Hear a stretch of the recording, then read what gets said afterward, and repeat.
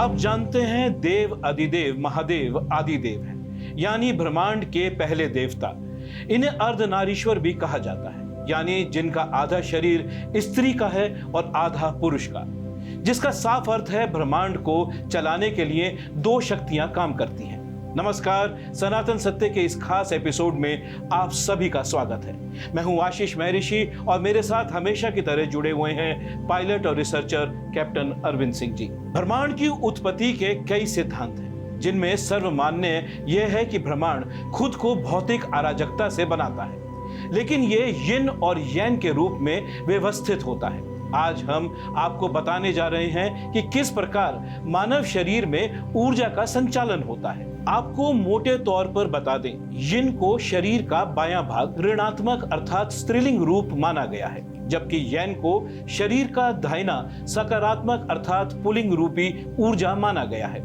आज के इस एपिसोड में कैप्टन अरविंद सिंह बताएंगे कैसे होता है शरीर में ऊर्जा का संचार, किस प्रकार शरीर को स्वस्थ रखने के लिए एनर्जी मीडियम को ठीक प्रकार ऊर्जा का संचालन हो कि हम स्वस्थ रहें, खुश रहें, आनंदित रहें। सचमुच में बड़ा ही अद्भुत है सनातन का ये विज्ञान। आइए जानते हैं यिन और यांग को ऊर्जा में कैसे देखा जा सकता है, उसको कैसे व्यवस्थित किया जा सकता है। इन सरल उपायों से आप कैसे लाभान्वित हो सकते हैं। अरविंद जी, ये बताइए, पहली बार सुनने में आ रहा है ये यिन यांग, ये क्या है? मतलब हमारे सनातन से कुछ इसका जुड़ाव भी है या नहीं है? आशीष जी, जैसे हमने चर्चा शुरू की, इसमें समझने की बात है कि जो हमारे शरीर का ऊर्जा तंत्र है वो किस प्रकार से चलता है। जैसे कि यिन और यांग की बात करी है आपने। यिन जो हमारा बायां भाग है वहाँ उसको दर्शाता है और यांग हमारे दाहिने भाग को दर्शाता है। जैसे कि आप विद्युत में देखते हैं कि पोलैरिटी होती है सकारात्मक और नकारात्मक, नेगेटिव और पॉजिटिव। ठीक उसी प्रक्रिया से हमारे शरीर के भीतर भी ऊर्जा का संचालन होता है। नहीं, मैं इधर रोकूंगा। बिल्कुल आपने जैसे कहा है कि एक नेगेटिव और एक पॉजिटिव होता है। आप प्लग भी लगाते हैं तो उसमें कहते हैं कि भाई ये पॉजिटिव है, ये नेगेटिव है, मेल या फीमेल कहा जाता है। लेकिन यहाँ आपने, जब मैंने इंट्रोडक्शन भी दिया, जब मेरी आपसे बातचीत हो रही थी, तो आपने कहा कि ये एक ऋणात्मक एनर्जी है। मतलब जो नेगेटिव जो फीमेल साइड है उसको ऋणात्मक माना गया। ऐसा क्यों?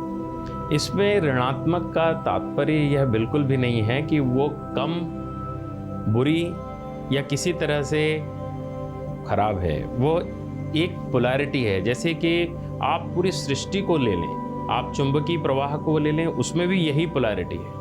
एक तरफ हमने धन चिन्ह को और एक तरफ हमने ऋण चिन्ह को बनाया है, क्योंकि दोनों के परस्पर मिलने के पश्चात ही ऊर्जा का संचालन संभव है। वो तो हमने मान लिया। ऋणात्मक शब्द क्यों इस्तेमाल किया? क्योंकि ऋण चिन्ह से जो हमने इस एनर्जी मेरिडियन को हमने जब स्थापित किया, इस शोध से हमने उसको देखा, तो ये खोखली श्रेणी में आता है। तो कोई भी चीज़ जब खोखली होती है, जहाँ द्रव्य जा सकता है, उसको ऋण चिन्ह से कर देते हैं। जब कोई ठोस होती है तो उसको धन चिन्ह से इंकित कर दिया जाता है। ये एक परस्पर अध्ययन या विज्ञान की प्रक्रिया है कि किसी चीज़ को प्लस और माइनस किस तरह से डिफाइन करना है। ये बताइए, आपने कहा एनर्जी मेरिडियंस जो हैं इसको नापा जा सकता है। अब आप मुझे बताइए कि एक एक एनर्जी मेरिडियन के बारे में, हमारे शरीर में कहाँ कहाँ एनर्जी मेरिडियंस हैं, उनको नापा कैसे जा सकता है, उसकी जो एनर्जी, हर एनर्जी मेरिडियन में शक्ति कहाँ से आती है, उसमें एनर्जी कैसे आती है, अगर कम है तो उसको कैसे नापा जा सकता है, उसको बेहतर कैसे किया जा सकता है। ये सब जवाब जो है आज अरविंद सिंह जी इस एपिसोड में देने जा रहे हैं। अगर हम इसको सरल करें, हमारा प्रयास है कि आज जो मेरिडियन, सारी ऊर्जा की जो मेरिडियंस हैं वो एक परिधि अंग से गुजरकर या तो हाथ पर आकर रुकती हैं, हाथ की उंगलियों पर, या फिर पैर की उंगलियों पर रुकती हैं। अगर इसको हम सरल करें, जैसे कि हमने कहा कि जो हमारी ठोस श्रेणी है उसमें हृदय, यकृत, तिल्ली, गुर्दे और फेफड़े, ये सारे आ जाते हैं। हार्ट आ जाता है, लीवर आ जाता है, स्प्लीन आ जाता है, जो आपके गुर्दे हैं, जो गाल ब्लैडर है, और ये सारे इस प्रक्रिया में आ जाते हैं। एक खोखली श्रेणी है। खोखली श्रेणी में मूत्राशय, पित्ताशय, पेट, छोटी आंत और बड़ी आंत आ जाती है, और उसके टिंग पॉइंट्स हैं जिसके बारे में हम एक चार्ट द्वारा इसको दिखा भी सकते हैं ये जो टिंग पॉइंट्स हैं उस स्थान पे बायो फीडबैक के पॉइंटर से जब हम उसको प्रेस करते हैं तो उस अमुक जो भी स्थान पे हम उसको लगाते हैं उसी अंग का वो ऊर्जा का रीडिंग हमें दे देता है। तो अगर तो और इसकी प्रक्रिया ये है कि अभी हम जब बायो फीडबैक में इसको दिखाएंगे कि जो न्यूनतम होता है उसको रेड, फिर एम्बर, ग्रीन और अधिकतम में भी एम्बर और ग्रीन है।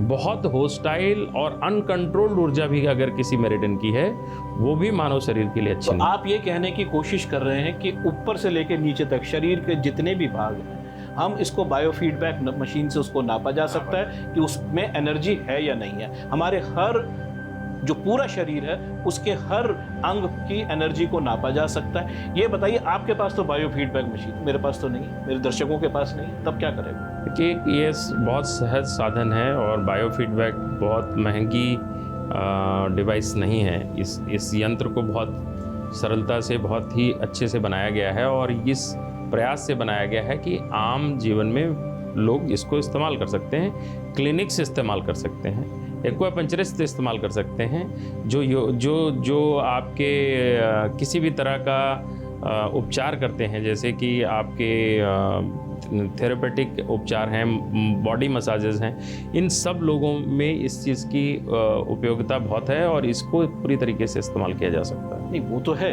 मैं एज अ कॉमन मैन, मुझे ये कैसे पता चलेगा कि मेरी एनर्जी प्रॉब्लम कर रही है? मैं उसको कैसे नापूं? मुझे अगर आज ये कहा जाए कि मेरा लंग मेरिडियन ठीक नहीं है, मेरा या सांस लेने की प्रक्रिया ठीक नहीं है, मैं उसको कैसे नापूं? आपके पास बायो फीडबैक मशीन है, हिंदुस्तान में 140 करोड़ लोग हैं, उनके पास नहीं भी हो सकती है। अगर मुझे ये पता करना है कि मेरा लंग मेरिडियन खराब है या मेरा किडनी मेरिडियन खराब है या मेरे कोई भी अंग खराब है, मुझे उसके संकेत मिले या मुझको नाप लूं, कोई तो तरीका होगा कि एक कॉमन आदमी इस चीज़ को समझने की कोशिश करेगा। निश्चित ही जब हम इस आकलन में आते हैं कि शरीर का जो स्वास्थ्य है वो खराब हो रहा है, तो इसकी प्राथमिक वजह है ही ऊर्जा तंत्र है। अर्थात यदि आप ऊर्जा को पूरी तरह से प्रबल रखेंगे तो आपकी स्वास्थ्य की जो समस्याएं हैं वो कम होंगी ही, क्योंकि ये सिद्ध हो गया है। हमारे अंगों को निरंतर कई लंबी अवधि तक, कई दिनों, कई महीने, कई वर्षों तक जब ऊर्जा की समस्या होती है तो उस अंग में एक तरह का सिम्टोमेटिक डिसऑर्डर आना, स्वास्थ्य खराब होना और उसके बाद आप उपचार की प्रक्रिया की तरफ बढ़ना आपके लिए बाध्य हो जाना, यह स्वाभाविक है। आपने जैसे कि कहा लंग मेरिडियन, तो अगर फेफड़ों में बहुतायत 2-3 तरह की चीज़ें हैं। फेफड़े का कार्य हृदय के साथ मिलकर कार्य करना है। फेफड़े में पूरी तरीके से वायु का, ऑक्सीजन का समन्वय हो और रक्त का संचालन शरीर में अच्छी प्रकार से चले, यह हम सभी जानते हैं। अगर हम जब भी यह सिम्टम यानी कि ऐसी शरीर के अंदर बाधा देखते हैं कि हमें श्वास लेने में दिक्कत हो रही है या हमें त्वचा संबंधी समस्याएं हैं, क्योंकि ये बड़ी दिलचस्प बात है यहाँ जानना कि जो फेफड़े की मेरिडियन है अंगूठे के नाखून के नीचे के अगले भाग से शुरू होकर और कंधे तक जाती है। यह ऊर्जा मेरिडियन फेफड़े की है, जिसके बारे में हम और अलग से विस्तार में चर्चा करेंगे। परंतु इस मेरिडियन को अगर किसी तरह की क्षति है, ऊर्जा का प्रवाह सही नहीं है, तो यह बात निश्चित है कि आपको 2 समस्याएं आएंगी। एक, फेफड़े से संबंधित आप बीमारियों में जा सकते हैं और दूसरा, आपको त्वचा की भी समस्या हो सकती है, क्योंकि यह ऊर्जा त्वचा की ऊर्जा को भी संचालित करती है। क्या आप हमें इस एपिसोड में सारी मेरिडियंस के बारे में जानकारी देंगे? मैं निश्चित ही ये कम से कम बताने की प्रयास करूँगा कि हमारे शरीर की जो मुख्य 12 मेरिडियंस हैं वो कहाँ से कहाँ चलती हैं, और उसके अलावा हमारी जो 4 अन्य मेरिडियंस हैं उनके मूल कारण क्या हैं। 2 और 2 4, तो 12 और 4 16, इसी के इर्द गिर्द पूरा ऊर्जा तंत्र घूमता है। और इन सारे एनर्जी मेरिडियंस की विशेषता यह है कि इनके भी थिंग पॉइंट्स यानी प्रेशर पॉइंट्स होते हैं, तो कई बारी ऊर्जा कहीं एक खास पॉइंट पे जाके रुक रही होती है, तो उसको वहाँ से खोलना ये हमारे लिए बहुत अनिवार्य है। आप जरा विस्तार से बताएं एक एक मेरिडियन करके।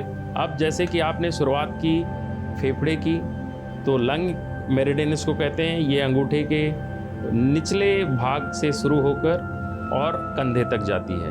उसके बाद अगर आप देखते हैं जो हमारी इंडेक्स ये फिंगर है, इसकी अंगूठे की बेस से इंटेस्टाइन, लार्ज इंटेस्टाइन जो बड़ी आंत है, उसकी एनर्जी मेरिडियन जाती है जो आंत तक जाकर रुकती है। और उसके बाद बीच की जो उंगली है इसको कहते हैं पेरिकार्डियम। पेरिकार्डियम बॉडी का जो शरीर का रक्षा का कार्य है, डिफेंस का कार्य है, और इमोशनल आउटबर्स्ट यानी कि किसी भी तरह के भावनाओं का पूरी तरीके से टूटना, अचानक पहाड़ टूटना, या आप अपनी भावनाओं को संभाल नहीं पा रहे हैं, ऐसी स्थिति तब आती है जब आपकी पेरिकार्डियम ऊर्जा के अंदर कोई बाधा है। ये बीच की जो उंगली है इसके अंदर इसका पॉइंट होता है। इसके बाद आता है ट्रिपल हीटर। ट्रिपल एनर्जाइजर जो है वो सारी ऊर्जाओं को ग्रहण करना, उसके बाद उसका ट्रांसफॉर्मेशन करना, उनको विस्तार से फैलाना और एलिमिनेशन यानी कि उनको हटाना, यह कार्य जो ट्रिपल एनर्जाइजर है वो करता है। और उसके बाद सबसे छोटी उंगली है हाथ की, इसमें 2 मेरिडियंस हैं। एक मेरिडियन है हृदय की, हार्ट की, और दूसरी मेरिडियन है छोटी आंत की। ये दोनों भाग जो छोटी उंगली के नाखून के बेस पर, कोने में दोनों तरफ, तो जो भाग बाहर का है उसमें वो छोटी आंत को हम उसकी ऊर्जा नापते हैं, और जो भाग अंदर का है छोटी उंगली का, उससे हम हृदय की ऊर्जा को नापते हैं। तो ये मुख्य हमारी हाथ से चलने वाली मेरिडियंस। तो आपने कितनी मेरिडियंस बता दी? यहाँ अगर आप देखेंगे कि एक हमने छोटी उंगली में 2, फिर उसके बाद जो हमारी रिंग फिंगर है उसमें एक 3, फिर पेरिकार्डियम 4, फिर लार्ज इंटेस्टाइन बड़ी आंत 5 और लंग मेरिडियन 6 हमने हाथ से शुरू करी हुई। इनकी स्थिति क्या है, इनको नापते कहाँ से हैं, और उस बायोफीडबैक से हम उसको नाप कर देखते हैं। बाकी की जो 6 हैं वो नीचे हैं, पैर से। तो वो हम अगले एपिसोड में आपको दिखाने जा रहे हैं कि जो बाकी की जो 6 मेरिडियंस हैं, जो मेरिडियंस हैं, इनके बारे में हम बातचीत करेंगे अगले एपिसोड में। 6 हमने आपको मेरिडियंस बता दी हैं जो कि जिससे आप ऊर्जा नापी जा सकती है, या उसमें अगर कहीं ऊर्जा में प्रॉब्लम है तो बायोफीडबैक मशीन से उसको बेहतर भी किया जा सकता है। उसमें कुछ प्रेशर पॉइंट्स भी हैं और इससे कई चीज़ें बेहतर हो सकती हैं आपके शरीर में। ये बताइए कि जैसा हमने कहा है हमेशा, जैसे हमारे प्रोग्राम का नाम है सनातन सत्य, ये हमारे सनातन में कहाँ इसकी चर्चा है? जैसे हमने आपको एनर्जी मेरिडियंस के उद्गम और उनको जांचने की प्रक्रिया जो हमने शोध में सामने प्रस्तुत किया है उसको जान लिया, उसमें कौन सी ऊर्जा कम है या ज़्यादा है उसको जान लिया, तो उसको बेहतर करने की जो प्रक्रिया है वह अपने सनातन धर्म में है। एग्जाम्पल ये हमेशा से मैं कहता आ रहा हूँ। एग्जाम्पल बता दीजिए हमारे दर्शकों। जैसे कि किसी भी एनर्जी मेरिडियन के अंदर ऊर्जा कम पाई गई तो सबसे प्रथम स्टेप क्या है जब उसको आप ठीक करेंगे। और एक चीज़ मैं यहाँ पर आपको याद दिला दूँ कि जब भी आप कोई चीज़ ठीक करते हैं, आपके शरीर के अंदर आवश्यक नहीं है कि आपने ठीक किया और सदा के लिए ठीक हो गए। हो सकता है कि आपको अपनी उस ऊर्जा के चैनल को लगातार ठीक करते रहना। आप मुझे पहले सनातन के तौर पे ये बताइए कि जैसे आपने अभी कहा कि भाई हमारे एनर्जी मेरिडियंस में अगर एनर्जी डाली जा सकती है तो सनातन में इसका उपाय है, वो कैसे है, किन किन मंत्रों का उच्चारण हो सकता है? सबसे पहला उपाय, जैसे कि आपने शुरुआत में अपने संबोधन में यह कहा कि हमारी जो परंपरा है सनातन की, भगवान शिव के जो रूप को बताया गया है, अर्धनारीश्वर रूप को, उसमें नेगेटिव और पॉजिटिव ऊर्जा तंत्र को बताया। एक कहने का तरीका है अर्धनारीश्वर। सो नेगेटिव और पॉजिटिव पोलैरिटी के साथ उनके शरीर का विवरण दिया गया है, वो ऊर्जा का ही विवरण। हम यहाँ वही बात कर रहे हैं। तो सबसे पहले जब भी कोई ऊर्जा कम होती है उसका सबसे पहला उपचार है मंत्र। कौन सा मंत्र? जितने भी मंत्र हैं हमारे, जैसे कि हमारे वैदिक सभ्यता के अंदर जब मैं एक विद्यार्थी के रूप में सामने बैठता हूँ तो ये निश्चित करते हैं हम कि कई मंत्र, उनकी एक सभ्यता है, उनका एक शिष्टाचार है, उसी तरह उनकी चर्चा की जा सकती क्या है। सिर्फ ओम के उच्चारण से ऊर्जा? पर्याप्त है, पूर्ण रूप से पर्याप्त है, क्योंकि यह एक ऐसा कंपन है जो हर तरह की ऊर्जा को सकारात्मक ऊर्जा में प्रतिपादित कर देता है। हम पहले एपिसोड्स में लोगों को बता चुके हैं, अपने जितने भी दर्शक हैं उनको बता चुके हैं कि ओम का उच्चारण कैसे होना चाहिए, उसका सही उच्चारण क्या है। अरविंद जी, एक बार मेरे दर्शकों के लिए, हमारे जितने भी दर्शक हैं, श्रेष्ठ भारत के, श्रेष्ठ यूपी के, श्रेष्ठ उत्तराखंड के, सबको बता दीजिए कि किस तरीके से ओम का सही उच्चारण क्या है।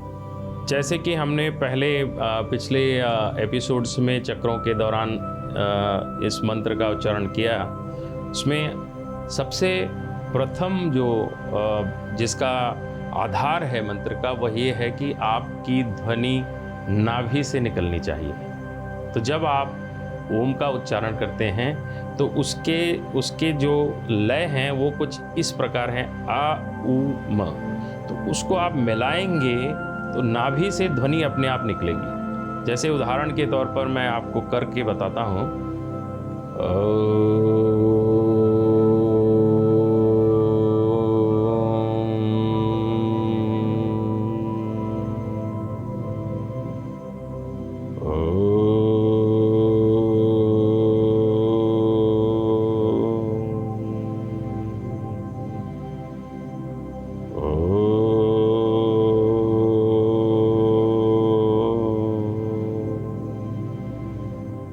बहुत खूबसूरत, अद्भुत है, देखने लायक चीज़ है। अच्छा, ये बताइए कि अब हम बायो फीडबैक मशीन पे आ जाते हैं। नहीं, इसके पहले मैं आपको आपके सवाल का पूर्ण रूप से जवाब दे दूं।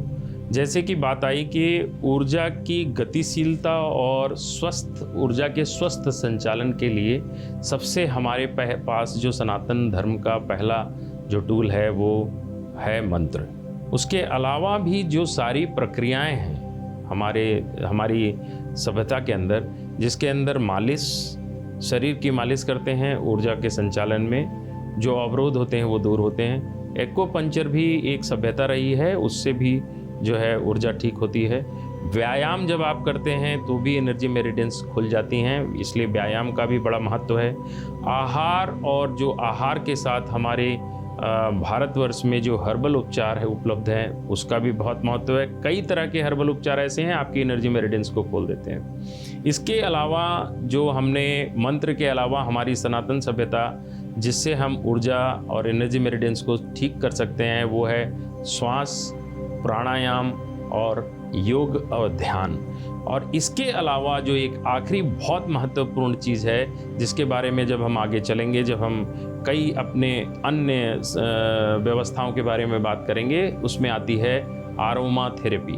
तो आरोमा थेरेपी के अंदर ऐसे कुछ द्रव्य और ऐसे कुछ तेलों के बारे में हम चर्चा करेंगे जिनके सूंघने मात्र से आपकी ऊर्जा का संचालन बढ़िया हो जाता है। बहुत खूबसूरत।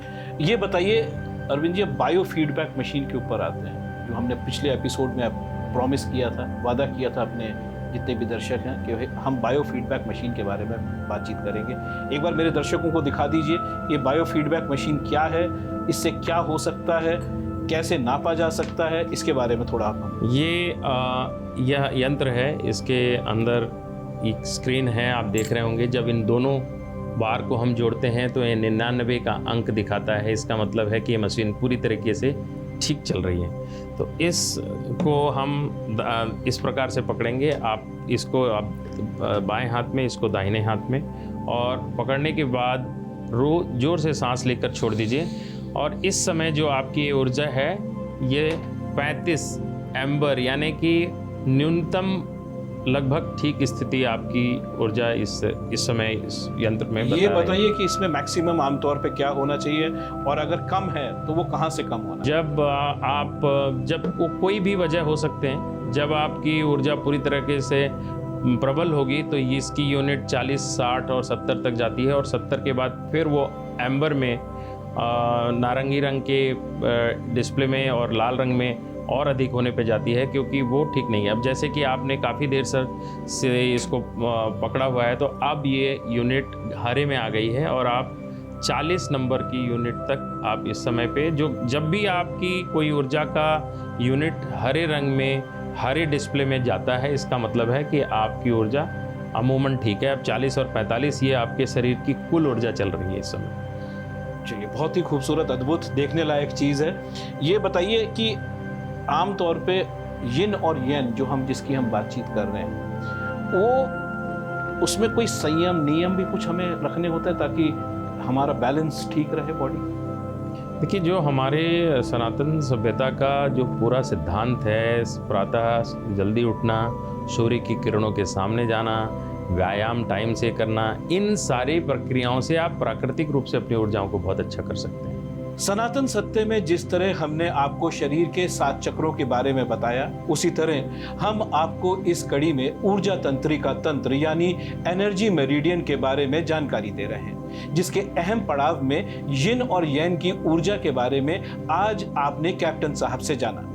अगले एपिसोड में हम चर्चा करेंगे लंग मेरिडियन अर्थात फेफड़े की ऊर्जा मेरिडियन के बारे में। सच में कितना अद्भुत है कि यदि हम अपनी शरीर की ऊर्जा एवं उसके प्रबल प्रभाव को बनाए रखना चाहते हैं तो निश्चित हमारा जीवन खुशहाल, शक्तिशाली, जोशीला व उत्तम एवं स्वस्थ रह सकता है। अगले एपिसोड में जानेंगे ऐसी ही किसी और रहस्य के बारे में। तब तक के लिए मुझे और कैप्टन अरविंद सिंह को दीजिए इजाजत। नमस्कार। यूपी की हर खबर देखने और उनसे अपडेट रहने के लिए हमारे चैनल श्रेष्ठ यूपी को सब्सक्राइब और लाइक करें। साथ ही बेल आइकन को दबाना ना भूलें, जिससे हमारे हर वीडियो की जानकारी आप तक पहुंचती रहे।